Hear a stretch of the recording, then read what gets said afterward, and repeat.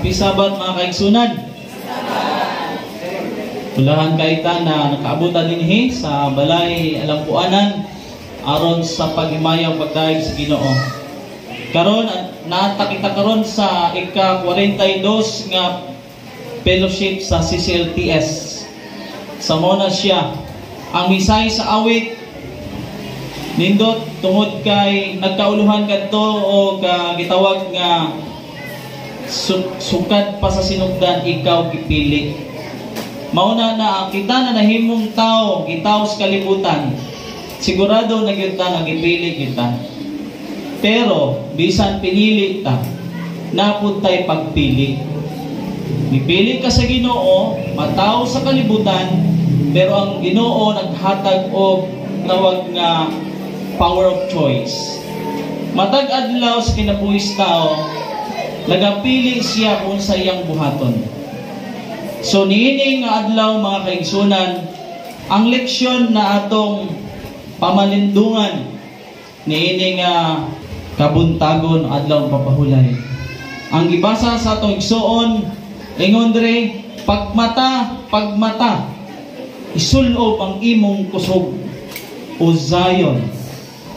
Isulob ang matahong nga bisti o Jerusalem. Ang balaan nga syudad kay sukad karon wala tay mo anha kanimo nga dili sinerkumsisyonan ug mahugaw. Doon diri sa inspiration kang propeta Isaias, pagmata.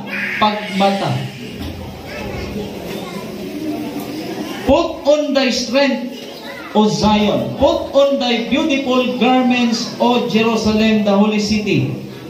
For henceforth there shall no more come into thee the uncircumcised and the unclean.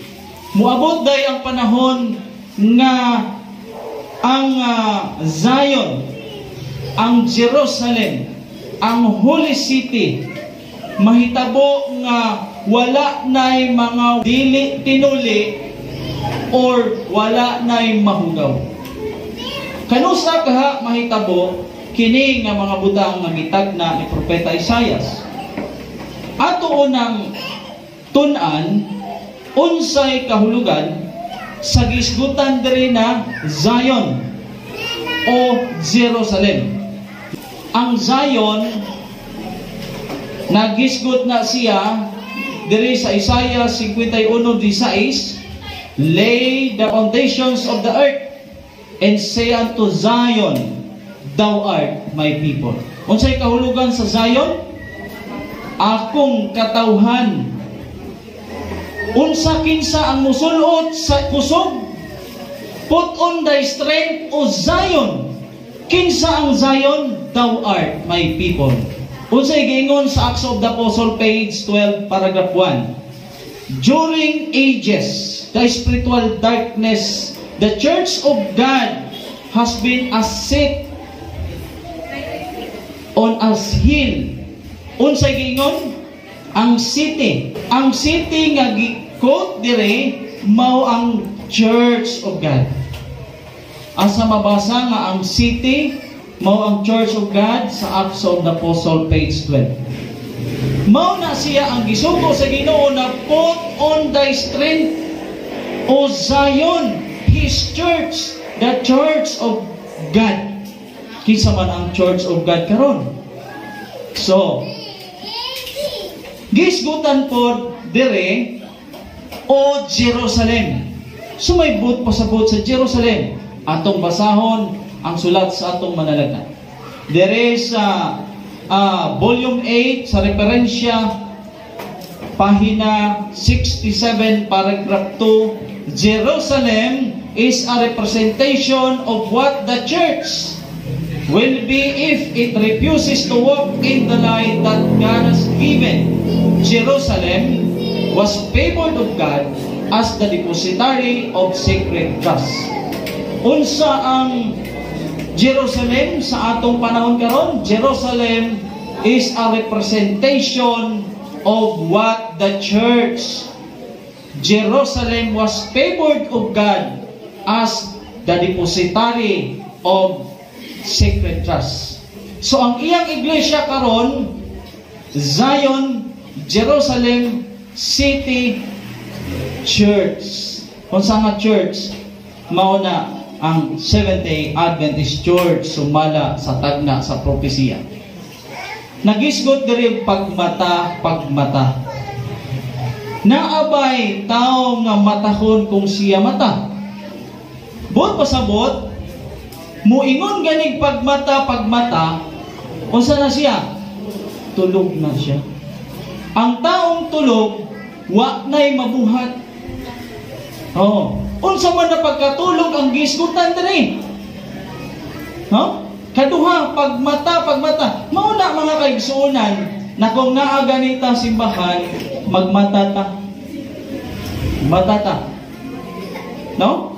Kay narabagyo kinaiya sa mga Kristiyano na kung ato ganing simbahan, pag naanad ato ganing tugutan ang atong kaugalingon nga magpiyong-piyong, tapos ang atong lawas mo tuod bayak, murag pag imo nang karon mo piyong-piyong ka, tapos hunag lambi magimatulog sa Sabado, hantod makatulog ka, sunod Sabado magpiyong-piyong na pud ka, tapos matulog. Maanad ang lawas na kada Sabado himuon na natong tulog-tulog. Ana ba yan na? So, kung wala ka simbahan, mo nagingon, awake, pagmata. Kay kung makatulog ta sa adlaw papahulay, na ay usa nga malipay. Kisa man tong usa na malipay?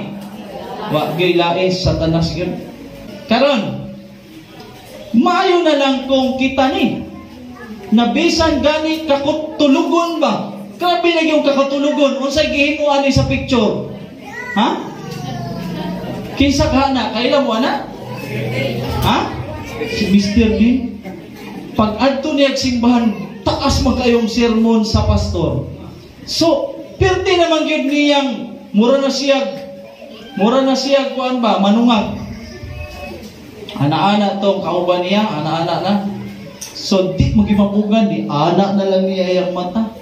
So, mauna siya. Naigiingon diri sa libro sa Ephesians chapter 5 verse 15. Ingon diri. Kaya ang tanang nadayag kahayag. Busa kini giingon. Pagmata, ikaw nga natulog. Buot pasabot ang matahon di ay katong natulog. No? O bangon gikan sa mga patay. O danagan ka ni Kristo. Oh. Nagisgot diri. O pagmata gikan sa pagkatulog, and arise from the dead, and Christ shall give thee light. Ang Ginoo di ay muhatag og kahayag. Ingon diri, busa pagbantay kamo pag-ayo sa inyong pagkinabuhi, dili ingon nga mga walay kaalam, kundi ingon nga mga maalamon, but as wise. So na ay paghimangno na pagbantay mo, bantay tag maayo na sa atong pagkinabuhi nga dili mangmang, dili buang-buang kundi manggialamon, mga kaigsunan. Sa verse 16, redeeming the time because the days are evil. Atong pahimuslan ang panahon tungod kay ang panahon karon maayo ba? Maayo ba ang panahon karon? Ha? Sa una, makabatik taog na ay patay dito, grabe na kaayo. Sa una ba?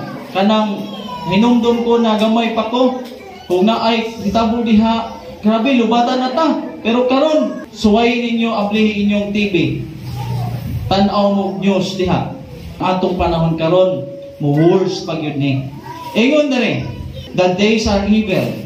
Busa ayaw kamo sa pagpakabuang, kundili sabda hinuon ninyo kung unsa ang kabubuton sa Ginoo. Sa may kabubuton sa Ginoo. So, kung ako mga kaigsuonan, sama ni ini nagtulog-tulog. Kung ako tulog, dili ko makapukaw sa mga natulog pod.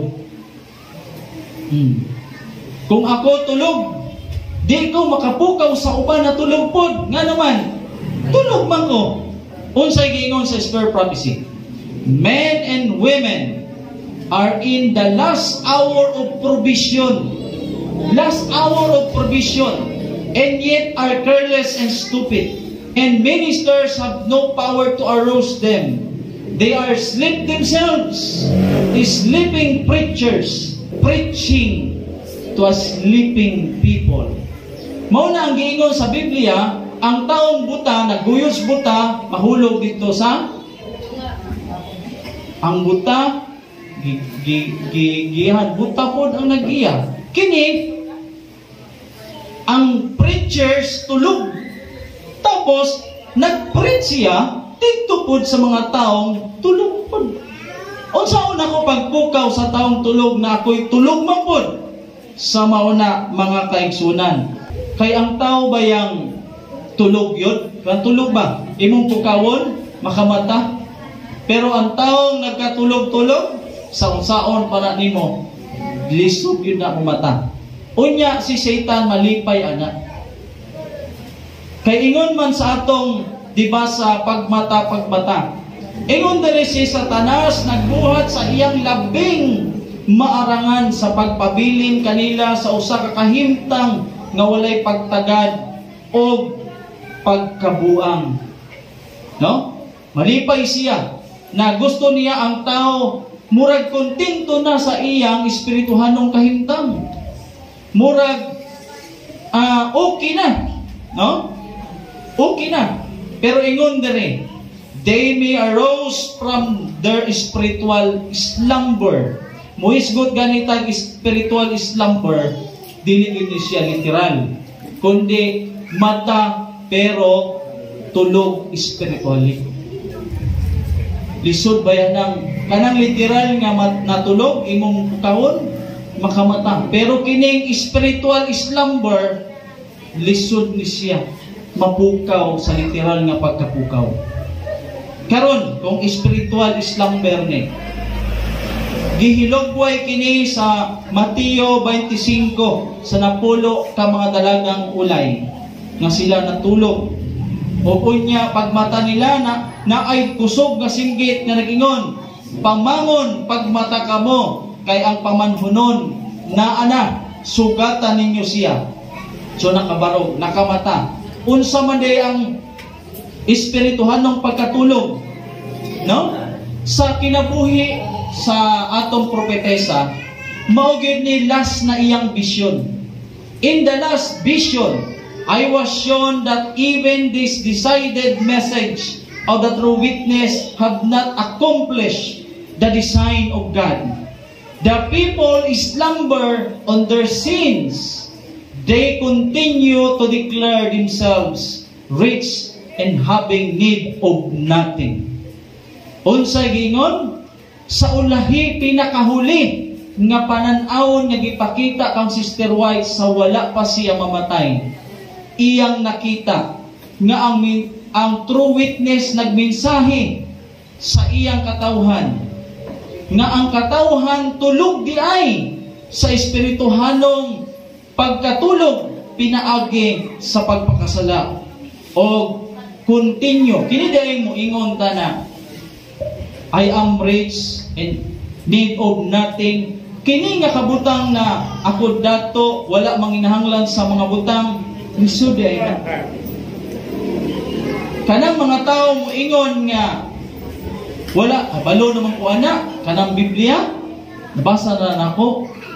Oh, dili na ko nang hinahanglan kamaturan kay puno na ko sa kamaturan.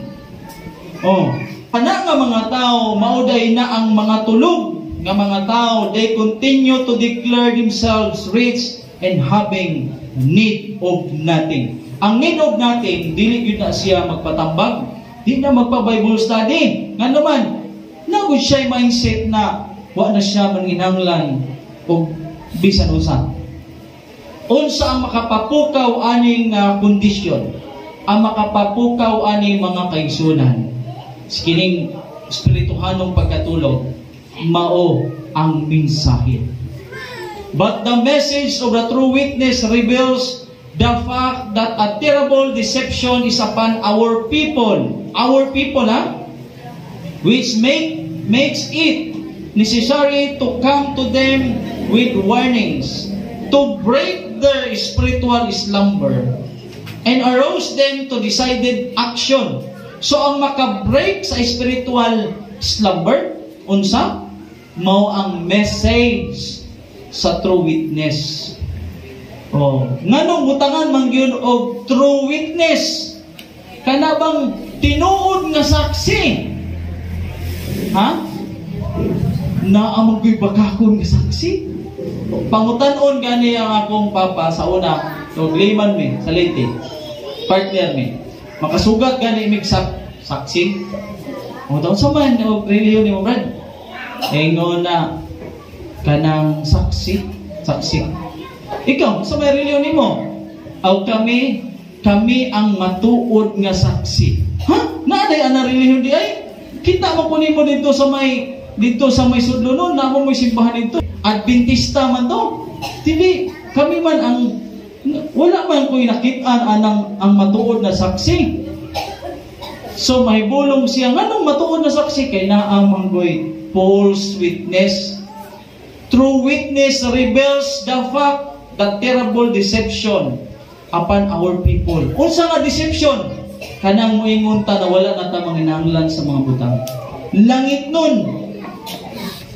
Oo. Kung munay mo hatag sa imo karon og kamatuoran na dili mahanaw, tuwato na to oy. Dili ta mo ingon wala na kay balo na gyud ko ana Bible Spare Prophecy. Puno na ko. Mao na siya ang tao nga naa sa kabutang na spiritual slumber. Sa una na kinahanglan kanunay tang gutomon sa gutomon sa uhawon sa pagkamatarong ni Kristo. Ug ang makamata lang sa mensahe mga kaigsunan. Kay balo mo kinsa ang makamata? Ang kadtong mga wise. Ang kadtong mga wise nga nagbarog ug balay didto sa batuan. Maura siya'y makabarog o makamata ni ana nga mga gitawag nga spiritual. The wise arose from sleep.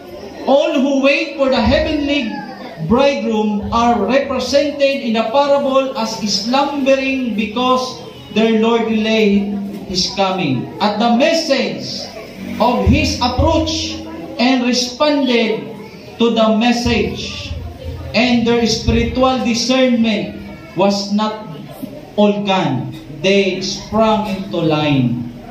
So makabarog lang mga kaigsuunan, maunang mga wise. Unang ingon sa Ephesians nga pagmata, bangon gikan sa espirituhanong pagkamatay. Karon diri na ta. Humanata dito sa pagmata. Diri ta sa put on thy strength o Zion. Karon kitang mga Seventh-day Adventist nigahuna-huna bata nga kanang kusgan ata? Ha? Kusgan bata?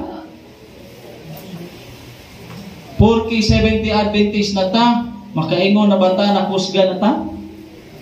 Wala gyud kusgan sa ato mga kaigsuonan. Ang atong kusog dili enough.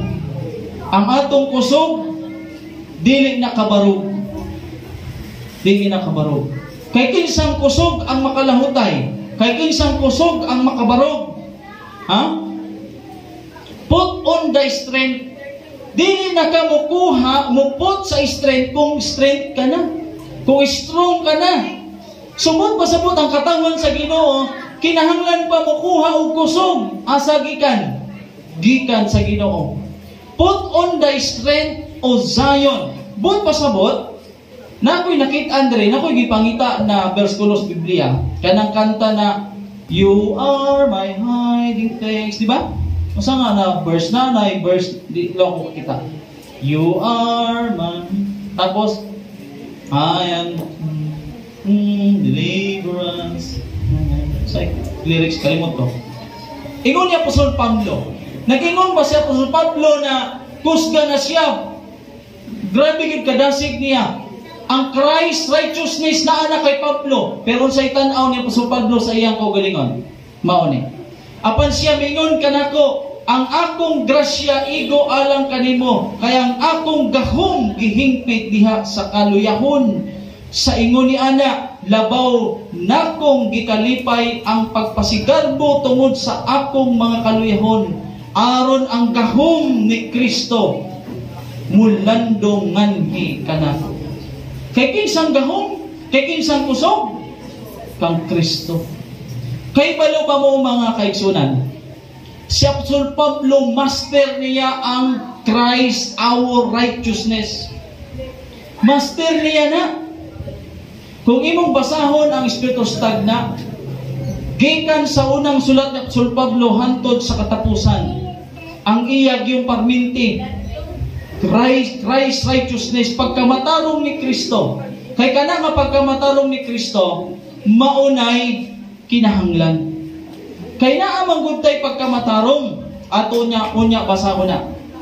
Ingon sa Gs, therefore, I take pleasure in infirmities and reproaches and necessities and persecutions and distresses for Christ's sake.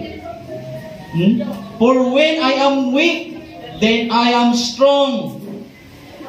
Unsay gingon sa Ephesians kapitulo 4 bersikulo 13, I can do all things through Christ which is strengthened me. Mabuhat o mahimo nako ang tanang butang. Diha kaniya nga nagapalig-on kanako. So di ta kabuhat sa mga butang nga atong ginapangandoy kung dili pinaagi sa kusog or sa gahom ni hatag si Ginoo. Luya man ang atong lawas mga kaigsunan. So, sa panahon, ingong pagganit, Apostol Pablo, siya nagunahuna na mayon na niyang pagkabaro, magbantay, tingali mapukan siya. So, ato ging ibutang sa atong unahuna, naluya kita. O mahimo tang kusgan kung anaa sa ato ang gahom sa Ginoo. Dili man ta tagaan sa Ginoo kusog kung maghunahuna pa ta nakusgan ta. Kung kaya pa nato ang tao mauni. Ang tao, pag naay problema, iyang gamito ng iyang hunahuna, ang iyang mga pamaagi para masolve ang problema. Mauna ang nature sa tao. Pagkahuman, pag dili na ganin niya masolusyonan ang problema, asa siya mudagan? Sa Ginoo na, pero huli na ang Ginoo. Mauna ang nature sa tao. Mauna na ang tao pag wala na galing mahimo, dito na siya mudagan sa Ginoo. Usahay pag mugamit ta sa atong kaugalingong kusog, magkapakyas-pakyas ta. Pero kung dito dayon ta mugamit sa kusog sa Ginoo, nadto dayon ta sa Ginoo, tagaan ta sa Ginoo tubag. Mga kaigsunan. Okay. Sunod. Put on thy beautiful garments. Kinsa ang makuha sa beautiful garments? Ang Jerusalem. Ang Jerusalem, representasyon siya sa iyang iglesia karon nga iyang gitagaan sa iyang mga precious truths. Kining Jerusalem mao ni siya ang mukuha sa beautiful garments. Nganong mukuha nga tag beautiful garments? Unsa man ning atong garment? Unsa man ang sinina nato? Beautiful ba? Kung inyong masabtan akong kinaiya mga kaigsunan, dili mo makapadayon. Kung atong tan-awon ang kinaiya nato tanan dire, di ta makapadayon sa pagpangalagan. Ngano man ang atong pagkamatarong, ang atong biste hugaw. Mao na ingon, put on thy beautiful garments.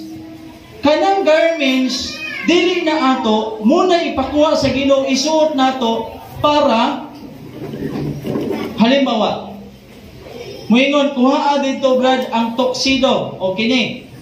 Bot pasabot na ba ko'y tuxedo halimbawa, dili ko pakuhaon og garment kung naa ko anak. But pasabot, wala ko'y garment. O kung naaman ko'y garment, dili maayo, ugly, filthy garment. Mauna na ang garment na ipakuha, beautiful yun. Unsa man day na. Ingon sa Isaiah 64 verse 6, kay kami nga tanan nangahimo nga ingon sa usa ka mahugaw, o ang tanan namo nga pagkamatarong ingon sa usa ka sapot nga nahugawan. Unsa? All our righteousness are as filthy rags. Kay balo mo anong rags? Ha? Sa Tagalog na hugaw nga basahan, hugaw na trapo. Mauday ng atong pagkamatarong. All our righteousness are as filthy rags. Hugaw. Hugaw ang atong sinina. Pag hugaw ang sinina, dili maayo tan-awon. Ang kung hugawin mo sa nina, ang tanaw sa imong sa tao sa imo. Kung sa may tanaw sa tao, sa taong hugaw sinina, hugawan pagkatao, di ba maligo, di ba maglaba? Unya, muduol tas tao hugawan. Di ay. Dili ta makaingon karon na, Brother Jury, wa na, nakamata nako. Pagkahuman, gikuha na nako ang kusog sa Ginoo. Pagkahuman, naa na nako ang pagkamatarong ni Kristo. Ang taong naay pagkamatarong ni Kristo, dili na siya magunahuna sa iyang kaugalingon nga kaalam, o sa iyang na eskwelahan, o sa iyang mga natun-an liha na mga ingon diri sa Christ Object Lesson. Mao di ay nga gusto sa Ginoo matag adlaw nga mukuha gyud ta ana nga beautiful garments para makadungol ta sa Ginoo. Naa ba di ay makaduol sa Ginoo mahugaw? Wala. Kay ingon sa gibasa nato, kay moabot gyud ang panahon nga wala nay mga tawo dili circumstances, uncircumstances and unclean. Gusto sa Ginoo limpyo ang atong sinina. No? Ingon niyo, this character He offers to impart to us. All our righteousness are as filthy rags. Isaiah chapter 64:6. Everything that we ourselves can do is defiled by sin. Mao na siya mga kaigsunan. Mao na minanhi ang Ginoo para kita tubuson dito sa sala nga nakapahugaw nato. Unsa man day kabutang nato karon? Ingon sa SDA Bible Commentary, Volume 7, page 962, paragraph 5, many are Laodiceans. Kinsa man ang Laodiceans? Kinsa man ang girepresentahan sa Laodiceans? Kita. Mga 70 Adventist. Laodicean sa Grego. Naabot pasabot sa English, people declaring judgment. Mao ni siya.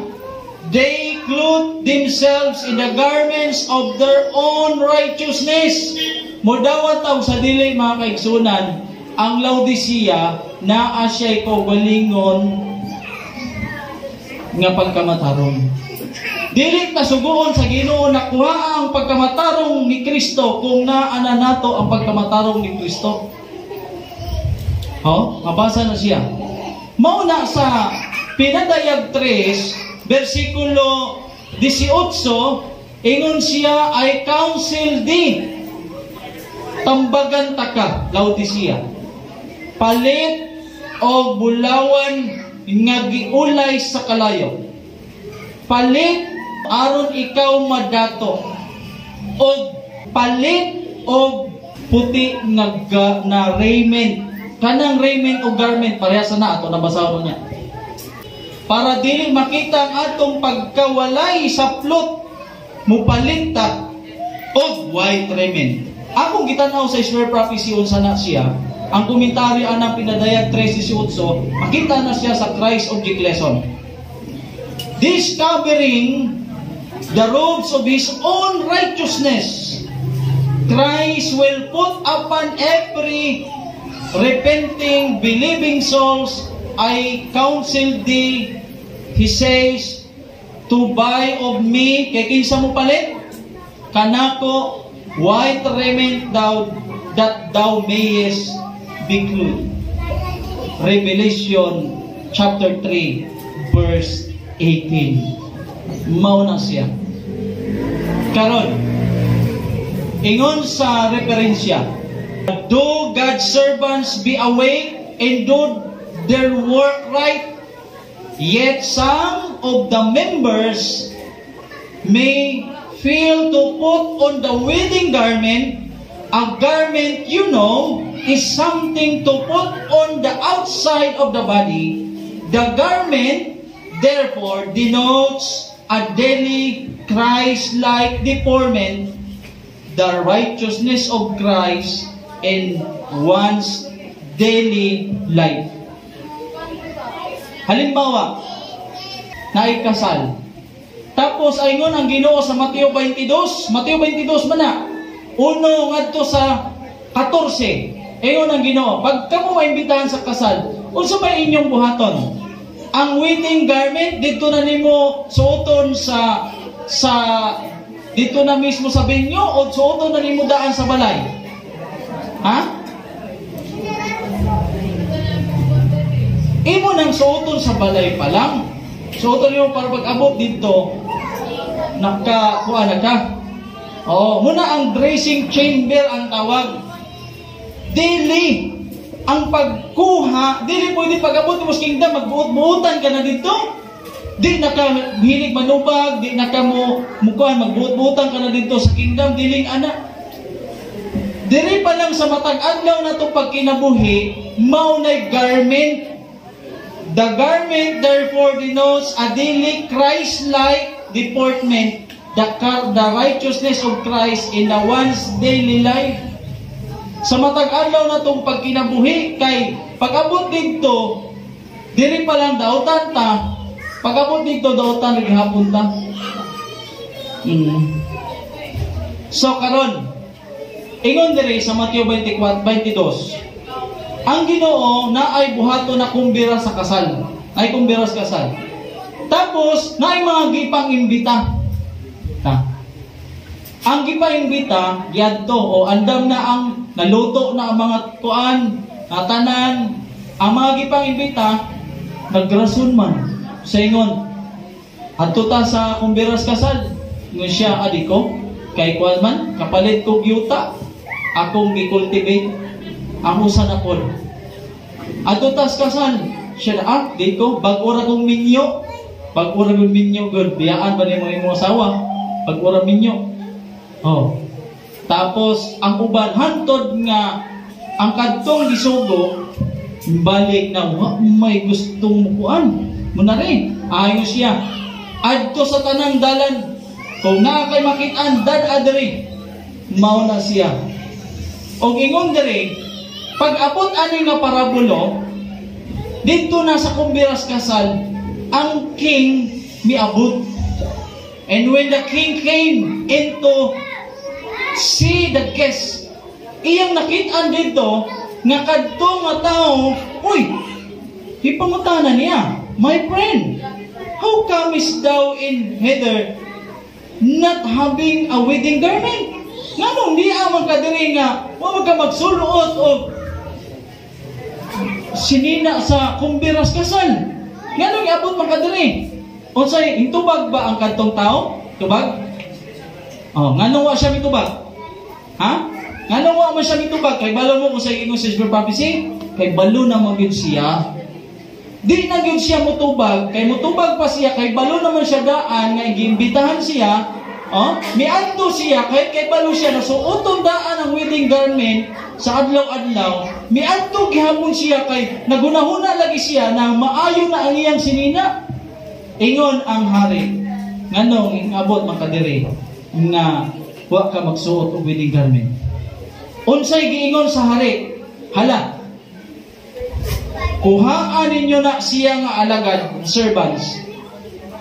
Hiti, gapusa ng iyang kamot o tiil, pagkahuman iitsa dito sa gawas, sa ngit-ngit, labing ngit-ngit, o sa 20 sa 14, dito mga kaigsuunan, nangagot ang ngipon, weeping and gushing of teeth.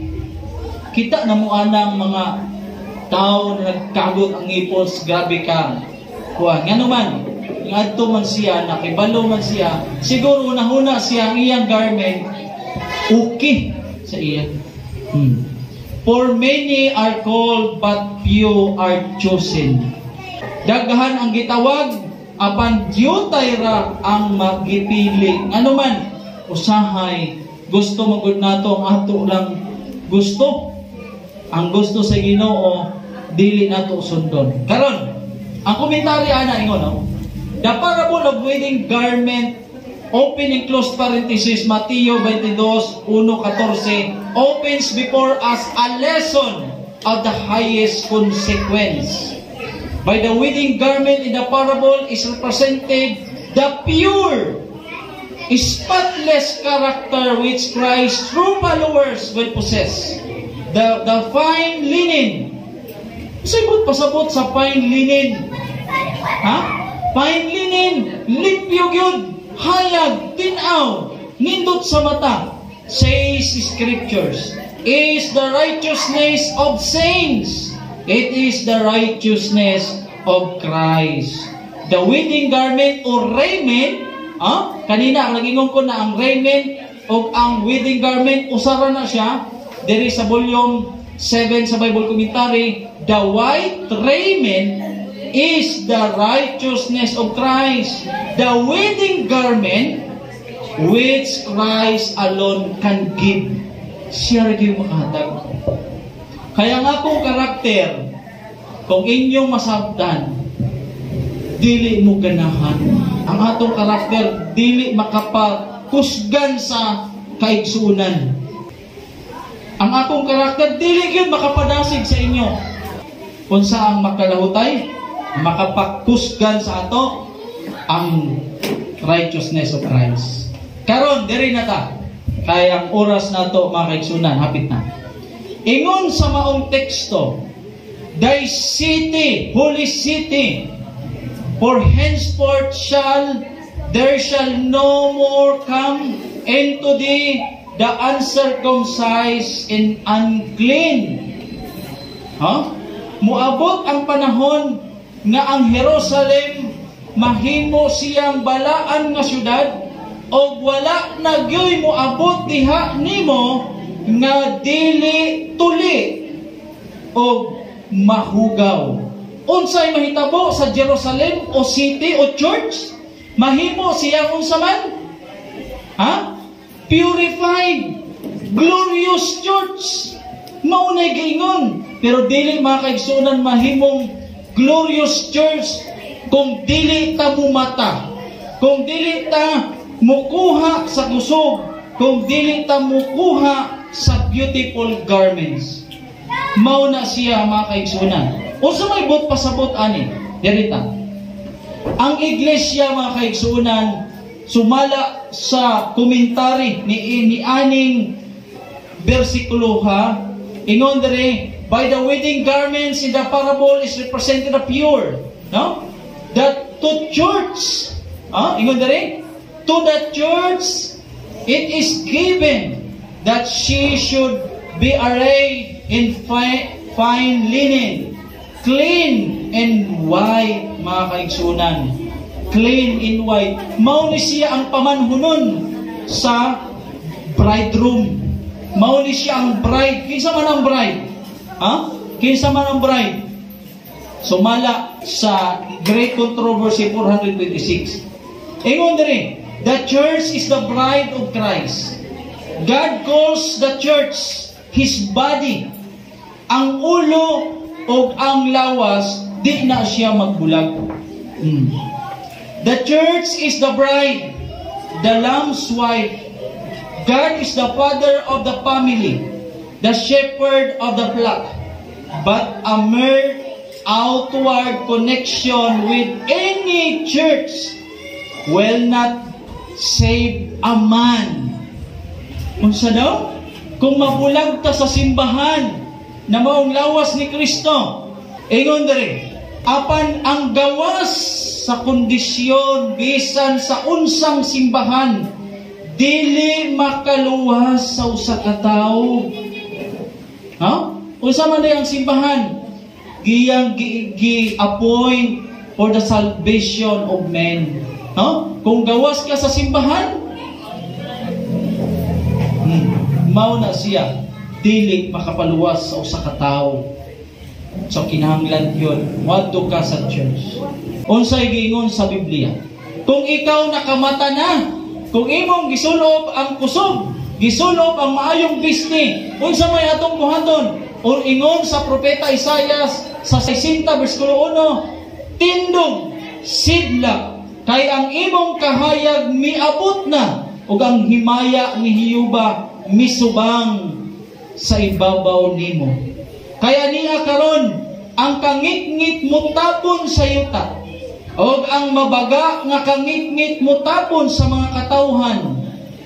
Apan si Hiyuba mo sidlak sa ibabaw nimo, o ang iyang himaya makita sa ibabaw nimo.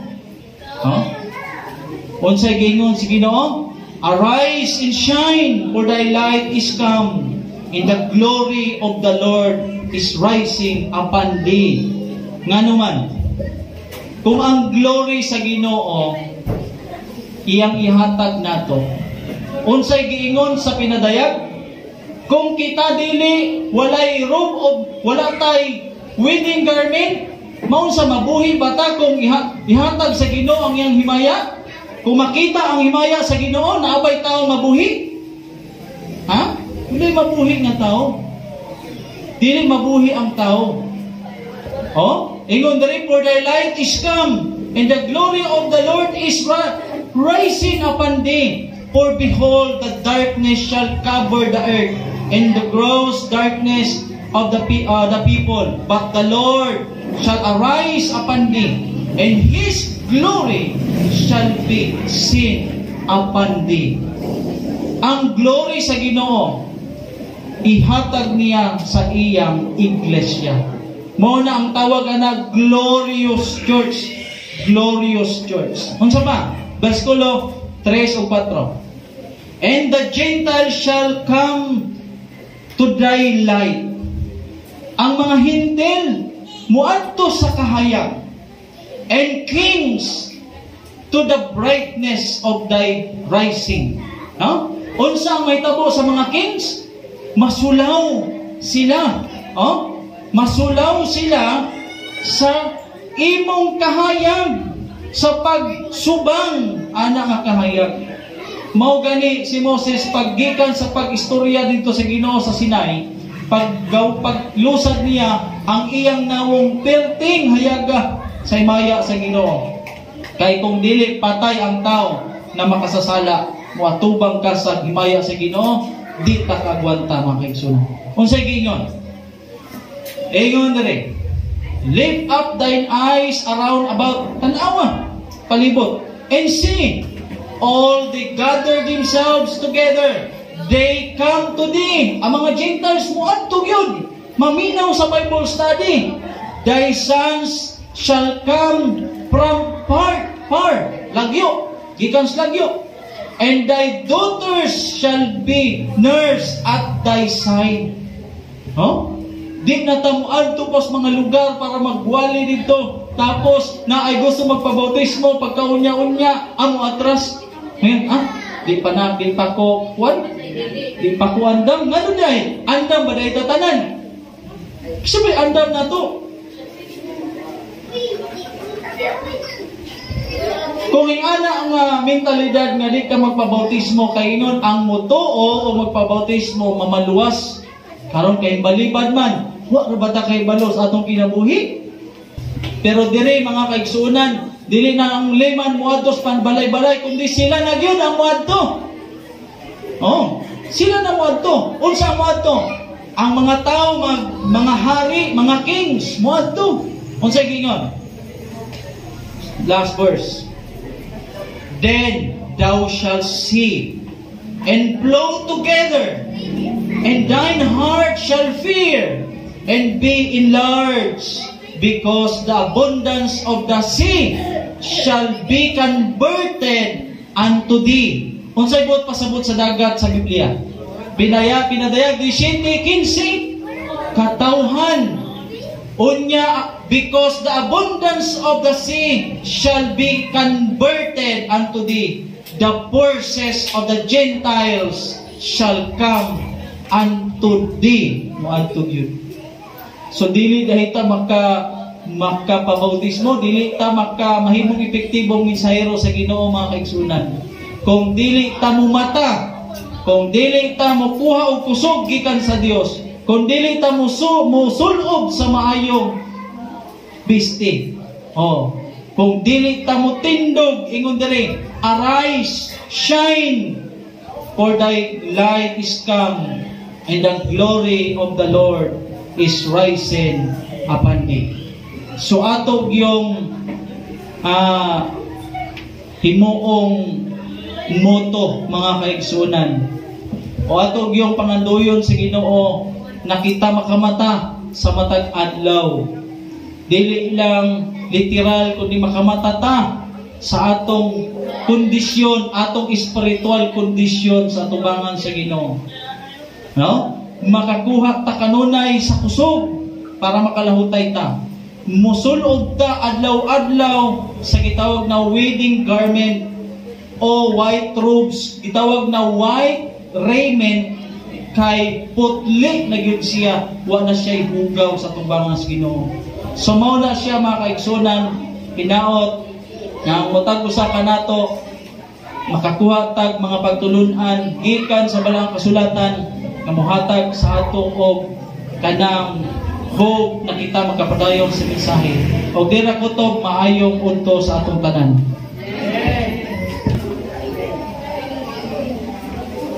Ko atong mga ulo, balaan ug gamhanan na po nga Dios nga naa ka sa kaitasan sa mga langit. Ginoo, dako kayong kalipay, pagpasalamat kanimo nga nakahimo kami Ginoo sa pagtapos karon sa among programa, ilabi na gayud sa divine service. Salamat Ginoo sa kahigayunan ning gihatag sa matag usa ka namo sa maayong panglawas ug sa maayong panahon nga bisan gikan kami sa layong dapit apan Ginoo nakahimo kami pagtapok diri karon aron sa pag himaya sa imong ngalan. Ginoo, daghang salamat sa mga pulong nga imong hatag karon pinagi sa imong speaker hinaut unta nga amo katong ma-apply sa among tagsa-tagsa ka mga kaugalingon, labi na sa among pagkinabuhi nga daghan nga mapagsulay nga among masinatian sa matag adlaw sa among pagkinabuhi. Ginoo, tabangi ang matag usa ka namo, lig-on na kami kay wala kami mahimo kundi nagalaom o nagasalig lamang kami sa imo ang gahom. O salamat Ginoo sa tanan o lig-una ang matag usa ka namo o panalangini kami Ginoo samtang kami kinabuhi na usab sa maabot nga simana, hinaut ka Ginoo ikaw maghatag ka namo og maayo nga panglawas ug makahimo gyapon kami sa pagbalaan sa imong ngalan. Ug kining tanan Ginoo among gipangayo o uban usab sa kapasayloan sa among mga sala sa ngalan ug gahom ni Ginoong Hesus nga among maluluwas. Amen. Good afternoon and happy Sabbath everyone.